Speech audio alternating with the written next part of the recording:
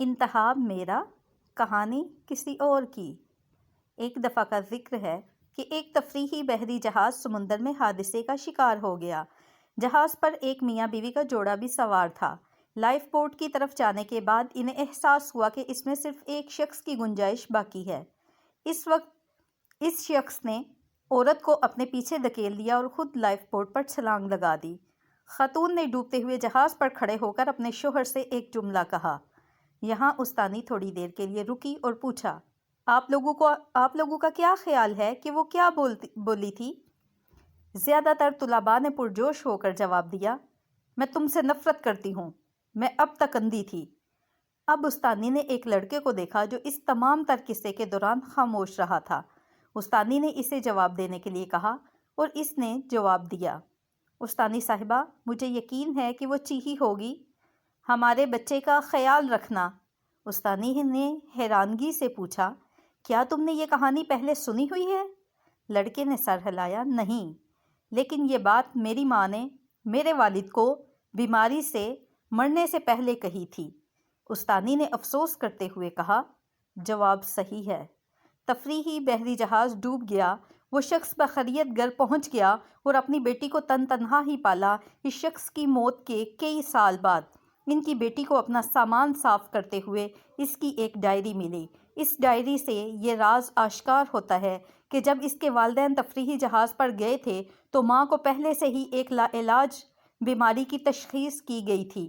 اس نازک لمحے میں باپ زندہ بچ جانے کے واحد موقع سے فائدہ اٹھا کر بھاگ نکلا۔ اس نے اپنی ڈائری میں لکھا تھا، میری کس قدر تمنا تھی کہ تمہارے ساتھ سمندر کی تہہ میں ڈوب مروں، لیکن اپنی بیٹی کی خاطر میں تمہیں ہمیشہ کے لیے سمندر کی گہرائیوں میں اکیلا رہنے کے لیے چھوڑ آیا ہوں۔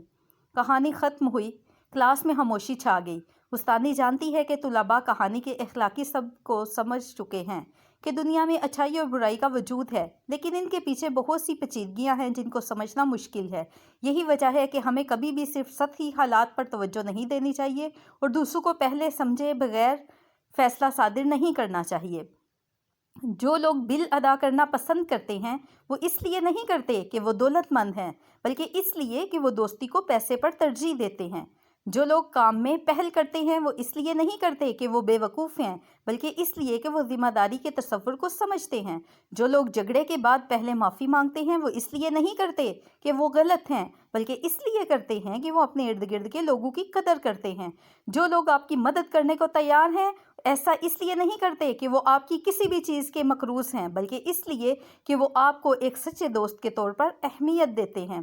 جو لوگ اکثر آپ کو میسج کرتے ہیں ایسا اس لیے نہیں کرتے کہ ان کے پاس کرنے کے لیے کچھ بہتر کام نہیں ہے، بلکہ اس لیے کہ آپ ان کے دل میں بستے ہیں۔ ایک دن ہم سب ایک دوسرے سے بچھڑ جائیں گے۔ ہم ہر موضوع اور کوئی بھی موضوع نہ ہونے کے بارے میں ہماری گفتگو کو یاد کریں گے اور ان خوابوں کو جو ہم نے مل کر دیکھے تھے، دن، مہینے، سال گزرتے جائیں گے یہاں تک کہ یہ رابطہ نایاب ہو جائے گا۔ ایک دن ہمارے بچے ہماری تصویریں دیکھیں گے اور پوچھیں گے کہ یہ کون لوگ ہیں، اور ہم پوشیدہ آنسوں کے ساتھ مسکرائیں گے کیونکہ ایک مضبوط لفظ دل کو چھو لیتا ہے، اور آپ کہیں گے، یہ وہی تھے جن کے ساتھ میں نے اپنی زندگی کے بہترین دن گزارے تھے۔ اللہ ہم سب کو دونوں جہانوں میں کامیاب کرے۔ آمین ثم آمین۔